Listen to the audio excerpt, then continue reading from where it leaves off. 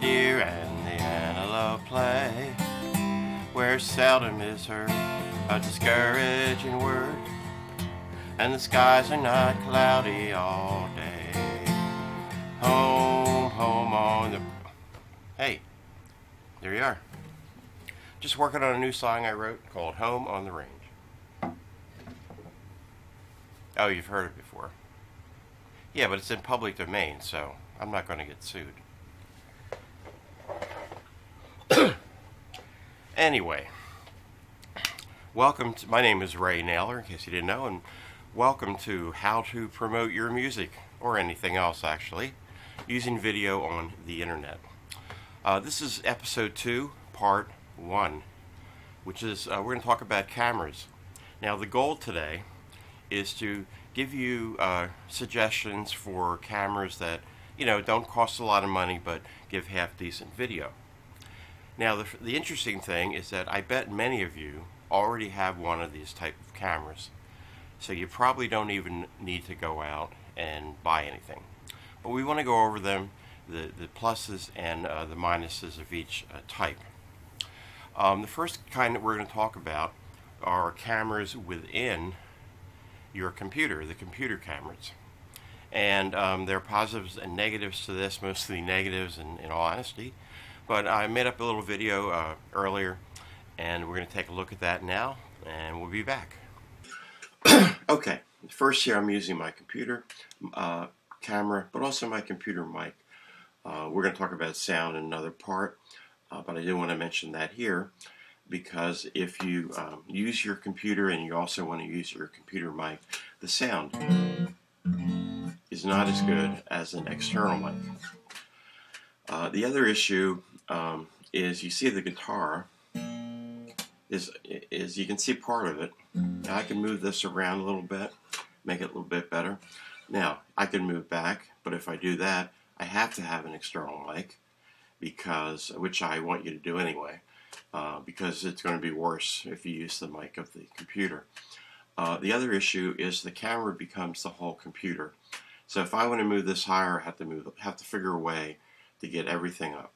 I can't put it on a tripod. So basically, logistically, you're somewhat limited with the camera in the computer. Okay, so that was the camera in the computer. The positive, which is basically it's easy, and the negative, the logistics of it. Okay, now we're going to talk about webcams. I happen to have two, an older one that I used to use, which is a standard definition webcam, and the other is a high definition, or what I'd rather call it, a higher definition, higher than the other webcam. So again, I made a video on this, so let's take a listen, and we'll be back after that. Okay, so I have two webcams. The one I'm looking at now is the standard definition webcam from Logitech. And to tell you the truth, when I looked at both of these previously, I really couldn't tell that much of a difference farther away. When you get close up, you can definitely. So as you see, it's not bad, and if you have one of these, it would be good to start with that. You can still get standard definition webcams, but if you're going to go out and get one, I would get the one of the high definition ones, and I would recommend Logitech. They're pretty good. I'm going to recommend the one that you see in a minute.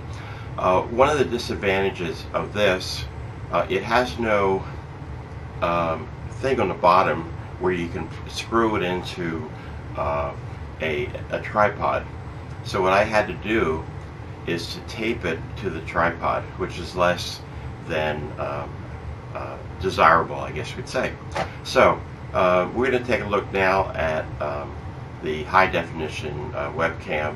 Okay, now we're going to take a look at this particular webcam, which is Logitech C920, which by the way is highly recommended by a number of sources in terms of webcams where they go. Just to show you kind of close up what it is, more or less close up. And there it is. Now one of the advantages, a major advantage, is on the bottom you see that little screw hole that screws onto the tripod. Believe me, so much better than taping this one on this side. Okay, the other thing that you're probably going to need is an extension, because the idea of a webcam is to get it away from the camera. You can place it anywhere that you want it. So basically, on one end it has a connection that will fit in the UBS, and then the other end is also a UBS.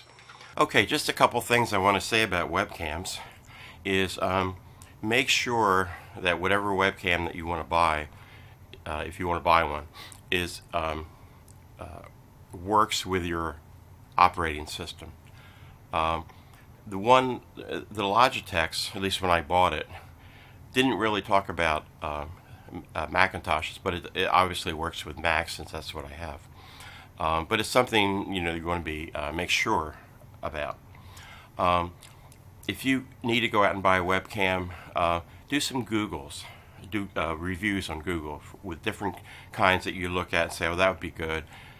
Take some reviews. I think the Logitech webcams are very good as webcams go, but there are many other brands.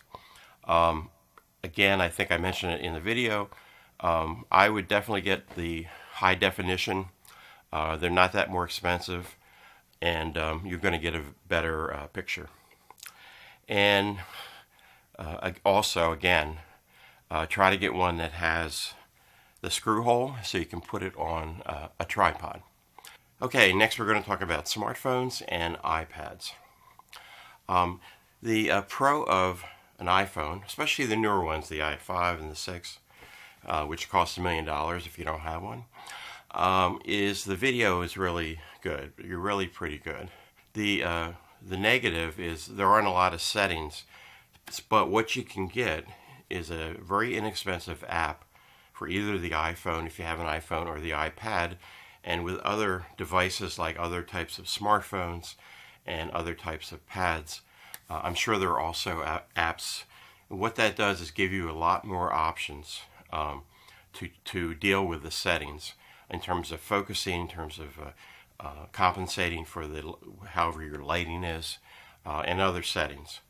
In fact, I'm using the iPad today to do this video, and I have an application. It costs like $7, I believe, called let me see, Filmic, Filmic, and you can also get it for the iPhone. And with that, you have a lot more control over everything. As far as the iPad, it's the same. The iPad has no. Well, I want to go back to the iPhone. The nice thing about the iPhone is that you can set it up so that you can see yourself. Now with the iPad you can do that too, but the good camera is on the side where you can't see the picture, and so that's what I'm using right now. So the issue is framing. That you have to make sure that you frame it right. You have to test it before you actually do the video. And believe me, I've screwed that up several times with cameras. Okay, the video is also good with iPads, and this isn't a new iPad. It's a couple generations to the current ones, 1 or 2 generations before it, but it's pretty cool. It's pretty good. Oh, really important, and I probably mentioned this later too, but with an iPad and an iPhone, you have to get something to hold it, not a friend, because it goes like this. And there are things that you can get. I'm going to show some photographs now. These are holders. These are actually, they call them stands, I believe. And you can put either the iPhone or the iPad into there, and then hook it onto a mic stand or that type of thing. You want it, the point is, you want it to be steady and not moving all over the place. The next type of camera we're going to talk about are point and shoot cameras, which are both for taking regular photographs as well as video. Okay, point and shoot cameras. I have 3 of these, and on the show that I do called The Performing Songwriter, this is what I use. I have this one, and I have two earlier models. The earlier models I got at Best Buy for like 80 bucks. They were discontinuing that model. And when I went back to get a third one a month later, they were out of those. So I got the next one up. I think this was about 120 bucks. These aren't bad, and I'm going to show you a video in a minute of a little snippet of one of the last show that I did as of when we're doing this video today. And you get to see the quality of it. In fact, let's do that now. I got this feeling that I've never had before. I've got this feeling that I don't have you anymore. Okay, yeah, that was Larry Hearn, and Larry's from Philly, and he is not only a songwriter, he's a manager of another performer. Anyway, these aren't bad. Now, just some things about them, good and bad. The video, as you can see, is not too bad for a cheap or inexpensive camera, I would say. They have both auto settings, which to this point, that's what I use. And they also have settings that you can change, compensate for lighting, focus, and different things. I have to practice that more, learn more about that in order to use them. I tried one time and it wasn't as good as the auto. But they do have them. Spend a little time learning, which is what I have to do again. Spend a little time learning how to use the settings, and you can probably fine-tune your video. Again, with these, you cannot see yourself. You have to frame it right ahead of time and test it and make sure. Because as I said, I've cut myself off here at times. One time I cut myself off here, and that's not the best. Let's see. Okay, so that's, the other thing I wanted to mention is with some of these cameras, this one in particular, now I have a 16 gigabyte memory card, which is a lot of memory. I never even need that much. But the way this camera works is when it gets to 4 gigabytes, it shuts down. And with a high definition, that's about 25 minutes. With standard definition, I think it's more like 45. And because I use the high definition, which I think which you should also when you do these things. So what I have to do is I have to have a clock that I can see. And when it gets about 15 minutes or so, I shut the camera down and I turn it right back on again. Because if you don't and you go over the time limit, you're going to lose everything after that 25 minutes or whatever it is. Okay, the next thing I want to talk about are consumer camcorders. Now you may have a consumer camcorder. They're a little bit more expensive, depending which one you get. Let's say maybe 300 bucks, some are less, some are more. The advantages is the video will be better. They are all high definition or higher definition. And the video is pretty good. They also have, and most of them have some kind of settings, or you can just put it on auto and let the camera figure out everything. Now, a lot of those you can actually see yourself because it has that little, I don't have one here, that little thing you pull out to see what's going on, and you can flip it over, which is very cool, so that if I'm here and I had one of those cameras, I could see me and I can make sure I'm in frame, and so forth and so on. They tend to be more expensive, but again, they're reasonable. If you want to get one of those, you say, I have the money to do it, it's going to be a little better video. The other thing, some of these cameras have an audio input with, I guess, an 8-inch thing. And boy, if you can get one of those, you can afford one of those, and there's some of the lower price that in fact have that. That's such an advantage with the audio, which we're going to talk about in a couple shows, because the audio is automatically synced with the video, and you save so much time as far as that goes. So if you're going to get a camcorder, try to get one, if you can, that has a mic input into it. Okay, we're going to talk about some cameras that are really out of the range of shoestring, so to speak. The reason I want to talk about them is, number one, you may have one of these cameras and you may want to use it, or you may have a lot of money and you want to get one. And I want to talk about two of them, so that you kind of have a sense what's involved. The first is the DSLR camera, which is a digital single lens reflex. When you see a professional photographer, that's what, for the most part, what you're looking at. Now they vary in range. I mean, you can get some. There are a few like $300–400. Then they go up, way up, and they use some of these actually for at least independent movies. They give excellent video. Now, there's a couple problems with them. Number one, the learning curve on these things, especially the settings, are way up there.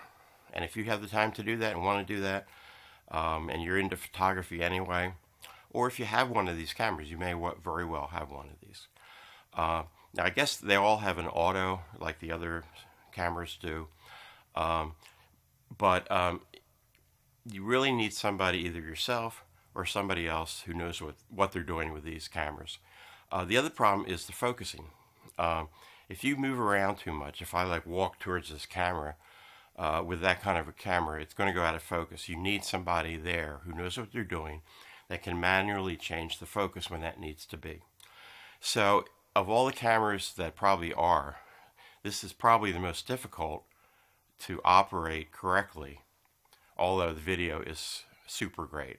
I will say that. The other camera, which has a lot of the features as a DSLR, they are called mirrorless cameras. And both the DSLR and the mirrorless camera, at least the one I'm talking about, has interchangeable lens, which are expensive. But again, if you really get into this, and you got the change to buy these things, to be able to get a few different lenses is a real advantage in terms of the quality of the video. The quality of these cameras are also very good. One of the main advantages that the DSLRs do not have is these cameras, at least most of these cameras, the focus, the automatic focus, they will follow you. So I could walk over here and the camera would continually work to keep me in focus. So that's pretty cool. Let's see. So anyway, those are the more expensive cameras. One other kind I want to mention too, which are the wearable ones. Like they use them for like sports. Maybe somebody's riding a motorcycle or jumping off a cliff with wings or something. And probably the most well-known is called a GoPro. And there are different levels of them. The one that's the GoPro Silver is the one I see recommended a lot. There's also the top one is called the black one. I think the silver is probably around $500, and the black GoPro is about $600 or so. So it's a chunk of change. But again, if it's something that you'd like to do, that would be definitely something to consider. I believe they're pretty much automatic. In other words, there's no settings, so that's, that may be a disadvantage, but in terms of what we're doing, it probably won't be. The video, I understand, is excellent with that kind of camera. Okay, now we're almost done. I just want to bring up some other issues that you might want to consider as far as cameras go. Okay, actually I wanted to mention one more thing, going back to the webcams. I forgot. The main purpose of webcams are so you can get the camera or cameras away from the computer. You can put them wherever you need to put them. And so if you're, not real close to the computer, the cord on the webcams may not be long enough. So what you have to do is get an extension, which you can get, for example, in any computer store or probably audio store or camera store that will allow you to hook into the computer, even though you're somewhat a distance from it. Just a couple issues. We'll talk about tripods. Tripods are really important. Except for maybe some webcams, most cameras, if not all of them, will have a thing at the bottom, a screw hole to put it on a tripod. Now something like the GoPro, you have to pay another, I don't know, $15 or something to get an attachment to do that. Because with GoPro, mostly people put it around their head and they run, jump off a cliff, whatever. But that's like super important. As far as the tripod, don't get this cheapest kind, because they're like light, they can fall over, your camera can break. You don't have to get an expensive one. I was going to bring mine up here, but I didn't. So, but anyway, mine is about $40, and it has some weight to it. That's what you want. Now you could also weight it down somewhere. Get your kid and tie your kid around the legs or something like that. But kid will move. That's a bad idea. So anyway, tripods are super important for the camera. Don't have somebody holding the thing unless there's a reason to do that. Like you're outside, you're running around, and basically no. Okay, there's another thing about tripods. If you get into this that you're actually going to try to do a little music video, for example, and you might want to pan the camera, make sure that the tripod does it easily. Again, you don't want the whole video shaking like that. There's another thing that many of you may know, especially if you've been into art or photography, and it's called the rule of thirds, and I have a little sample here up on the screen. And basically what it says is, in fact, when I did some of those other videos that I showed earlier, I stood in the middle, which kind of goes against that. What I've tried to do here is to kind of, here's the middle right here, and I'm over here, and this is kind of where the invisible two lines would be, and that's kind of where you want to be. So you want to check that out, look it up on Google, so when you do your videos you think about taking that into consideration. Now next time we're going to talk about lighting, and I think it's probably one of the most important things with doing videos. I have a thing about songwriters or music or singers, performers, and that is, I would much rather see an excellent performer do a mediocre song rather than a mediocre performer do a great song. And I feel the same way about cameras. I'd rather see good lighting with an average or even a very inexpensive camera than I would with the most expensive camera and poor lighting. If you have poor lighting, you can have a $10,000 camera and it's going to still look like crap. So we're going to talk about lighting. I find it the hardest thing to do. I spent an hour or more today trying to get it the best that I could. And so we will talk about lighting and different ways you can do that and things that we have to consider. Okay, thanks a lot, and see you in about 2 weeks for this. And check my other show out, The Performing Songwriter. They go up about every 2 weeks also, kind of more or less on the alternate weeks. Take it easy. Oh, give me a home where the buffalo roams and the deer is not. I talked about it earlier. Or, let me do that again. So, one more time. So,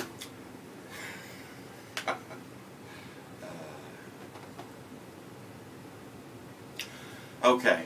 So again, and a newer webcam, which is high definition, or what I would rather talk about,